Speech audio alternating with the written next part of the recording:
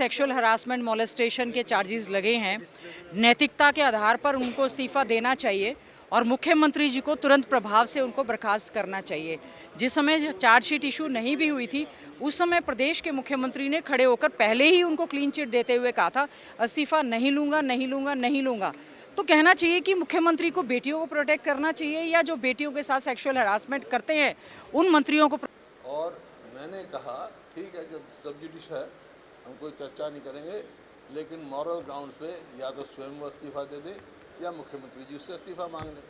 मोनू मानेसर दोषी है तो राजस्थान पुलिस का है, उन्होंने मीडिया के माध्यम से पता चला कि क्लीन चिट दी है। ऐसा है, एडजॉर्नमेंट मोशन उन्हें दिया था और स्पीकर साहब ने कहा ये सब जुडिश है, लेकिन सब जुडिश जो है वो केवल जो डिमोलिशन ऑफ बिल्डिंग है हाई कोर्ट ने उसका संज्ञान लिया और उसके ऊपर रोक लगाई डिमोलिशन पर। तो मैंने कहा वो हम नहीं चर्चा करेंगे, और तो कानून व्यवस्था पे चर्चा करना तो हमारा अधिकार है, लेकिन सरकार उसके लिए भी तैयार नहीं थी। फिर भी हमने कहा चलो हम एक बात पे एग्री कर जाएंगे, क्योंकि सदन के नेता का बयान मैंने बाहर पढ़ा मुख्यमंत्री जी का कि ये कोई सोची समझी साजिश थी। अगर ये हेड ऑफ स्टेट ये सोचते हैं तो किसकी साजिश थी ये पता लगना चाहिए ना। ये कैसे पता लगेगा? ये केवल हाई कोर्ट की जज के अध्यक्षता में जुडिशियल इंक्वायरी हो, जुडिशियल कमीशन बैठे, वो बताए और वहाँ पे लोग अपना व्यू दें, सच तक पहुँचेंगे, दूध का दूध पानी का पानी होगा। लेकिन सरकार उसको नहीं मान रही। इसका मतलब कुछ ना कुछ दाल में काला है।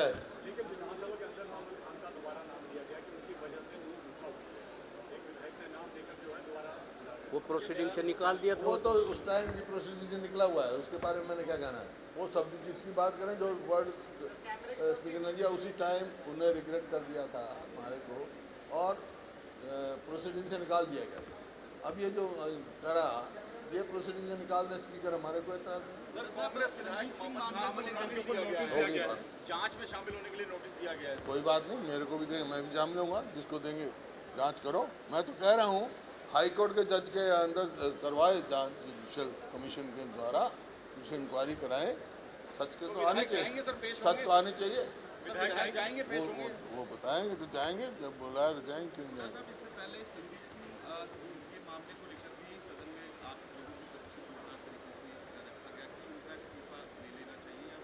ऐसा है, वो स्पीकर साहब ने कहा सब जुडिश, ठीक है, इस बात में कौन से सेक्शन उसके ऊपर उनके लगे हुए हैं।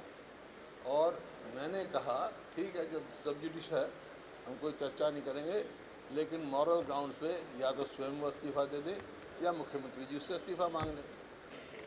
देखिए, प्रदेश के मंत्री हैं संदीप सिंह, जिनके खिलाफ 700 पेज की चार्जशीट चंडीगढ़ पुलिस के द्वारा जो है दायर कर दी गई है। उसमें सेक्सुअल हरासमेंट मोलेस्टेशन के चार्जेस लगे हैं। नैतिकता के आधार पर उनको इस्तीफा देना चाहिए और मुख्यमंत्री जी को तुरंत प्रभाव से उनको बर्खास्त करना चाहिए। जिस समय चार्जशीट इशू नहीं भी हुई थी उस समय प्रदेश के मुख्यमंत्री ने खड़े होकर पहले ही उनको क्लीन चिट देते हुए कहा था इस्तीफा नहीं लूँगा, नहीं लूँगा, नहीं लूँगा। तो कहना चाहिए कि मुख्यमंत्री को बेटियों को प्रोटेक्ट करना चाहिए या जो बेटियों के साथ सेक्सुअल हरासमेंट करते हैं उन मंत्रियों को प्रोटेक्ट करना चाहिए। बहुत ही चिंता का विषय है। हमारे प्रदेश जो है असुरक्षित श्रेणी में आ चुका है। बहन बेटियां अपने आप को सुरक्षित नहीं समझ रही हैं। विशेष तौर से हमारे प्रदेश की खिलाड़ी, चाहे वो पहलवान खिलाड़ियों की बात थी, चाहे हमारी महिला कोच जिसको कि सस्पेंड कर दिया गया, लेकिन वो न्याय की गुहार कहाँ लगाएंगे अगर मुख्यमंत्री जी इस तरह से बचाव करते हुए नजर आएंगे। हम सब ने आदरणीय चौधरी भूपेंद्र सिंह हुड्डा जी के नेतृत्व में आज कांग्रेस पार्टी ने पूरी तरह से ये कहा है कि नैतिकता के आधार पर जो है उनको इस्तीफा तुरंत प्रभाव से देना चाहिए और मुख्यमंत्री जी को भी उनको बर्खास्त करके। और बड़ा दुखदाई स्थिति देखने को सीन ये क्रिएट हुआ कि बीजेपी के लोग मेज धपधपाकर जो है उस बात का स्वागत कर रहे हैं। हमें शर्म आती है बड़ी। हम एक महिला होने के नाते, एक बेटी होने के नाते हमारे लिए बहुत ही चिंता का विषय है कि जहां एनसीआरबी के आंकड़े बताते हैं बेटियों के प्रति बढ़ता हुआ अपराध एक चिंता का विषय है। और ये घटना जो है इस समय स्पीकर महोदय भी उस पर चर्चा करवाने की बजाय बचाते हुए नजर आए जी। तो मैम ये इसके साथ ही जो भू हिंसा है उसको लेकर आज एक बार फिर सत्यप्रकाश जरावता ने कहा कि मामन खान ने ये कहा था कि प्याज की तरह छील देंगे, इसलिए विधानसभा में यहाँ बोलना ये साजिश। देखिए, सरकार इस समय भारतीय जनता पार्टी और जेजेपी की है। This is the total administrative failure of the BJP and JJP government कि उनको इस बात का संज्ञान क्यों नहीं रहा। नूह मेवात जैसा हमारा एक इलाका, सबसे पहले तो वहाँ पर अमन चैन शांति भाईचारे की हम लोग अपील करते हैं। क्या यहाँ पर सीआईडी पूरी तरह से फेल हो गई? क्या प्रदेश के होम मिनिस्टर ने कहा कि हमारी जानकारी में नहीं था? क्या प्रदेश के मुख्यमंत्री ने आकर कहा कि सबकी जान माल की सुरक्षा हम लोग नहीं कर सकते? जब प्रदेश में अमन चैन शांति भाईचारा सरकार नहीं बना सकती, मैं समझती हूँ ये सरकार पूरी तरह से फेल है। धार्मिक यात्रा करना सभी का एक अधिकार है, धार्मिक कार्यक्रमों का आयोजन करना सभी का अधिकार है, लेकिन ये सरकार की जिम्मेवारी बनती है कि पूरी तरह से पुख्ता व्यवस्था करनी चाहिए थी और इस तरह के हालात नूह में पैदा नहीं होने चाहिए थे। आज जो देश में, मणिपुर में और प्रदेश में जो नूह में हालात हुए हैं, हर व्यक्ति के मन में डर बैठा हुआ है। वहाँ पर इंटरनेट सुविधाएं जो है वो काट दी गई हैं। एमएलसी के जितने मल्टीनेशनल कंपनीज थी उनके ऑफिस बंद हो गए हैं। वहाँ से लोगों ने पलायन करना शुरू कर दिया है। और ये जो सबजुडियस मैटर कह के माननीय विधानसभा अध्यक्ष ने कहा है, इसमें तो suo motu action has been taken by the Punjab and Haryana high court, ना कि सरकार या कोई व्यक्ति गया। उन्होंने सुओ मोटो कहा कि बुलडोजर की प्रक्रिया के तहत जो मकान ढहाए जा रहे हैं, तोड़े जा रहे हैं, जब वो व्यक्ति मामला सबजुडियस है, कोई दोषी नहीं है, तो आप किस तरह से उनके मकान और रिहायशी इलाके जो हैं कैसे तोड़ सकते हैं?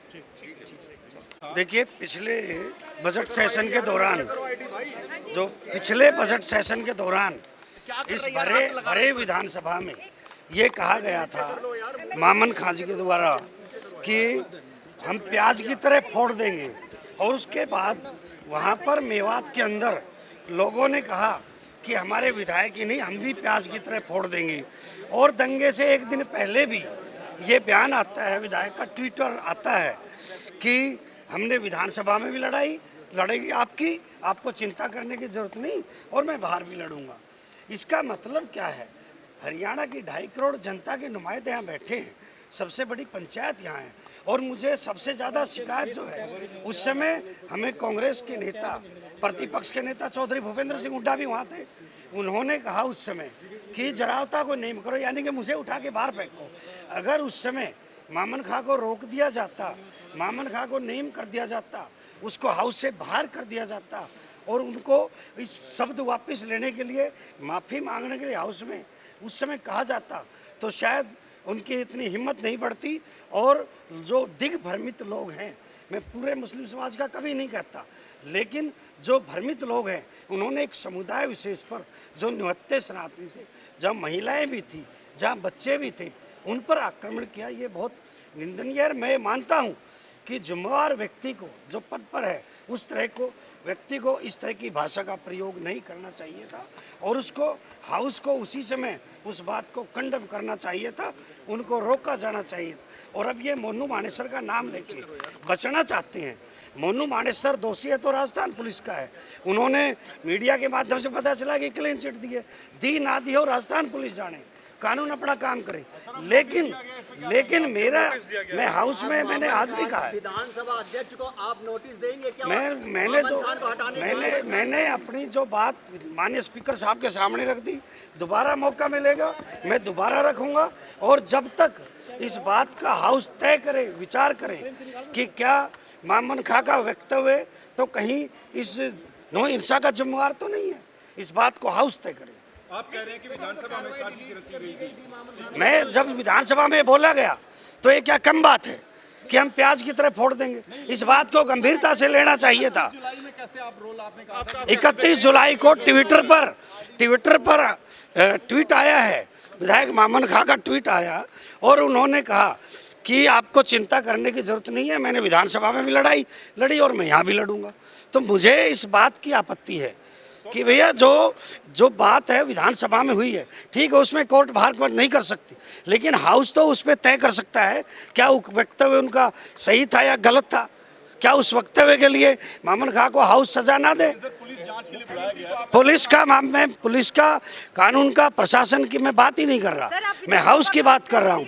हाउस तय करे। आप विधानसभा को लिखकर देंगे कि मामन खान बिल्कुल बिल्कुल, अगर मुझे कहा कि भाई आपका राइटिंग में शिकायत चाहिए तो मैं राइटिंग में भी दूंगा। लेकिन आपने कहा कि ये देखिए, जो बात डिलीट की नहीं है, बात जो मैसेज है वो क्लियर हो गया, बात डिलीट की नहीं है। हाउस के अंदर वो बात उठी, उस बात के लिए माफी मांगे और पूरी कांग्रेस पार्टी माफी मांगे कि वो, क्योंकि पूरी वो कांग्रेस मौजूद थी। और मुझे ये कहा गया कि आपको जरावता को नेम करो, बाहर निकालो, ये रिकॉर्ड में है, आप निकाल लो। और उस समय अगर मामन खान को नेम कर दिया जाता, रोक दिया जाता, उनके वक्तव्य को रोका जाता, तो मुझे ये लगता है, मैंने कहा ना, ये प्रशासन का मैं बात ही नहीं कर रहा। मेरा जो मैं विधानसभा का सदस्य हूँ, मैं कार्यपालिका का नहीं हूँ। I am not a part of executive, I am part of legislature.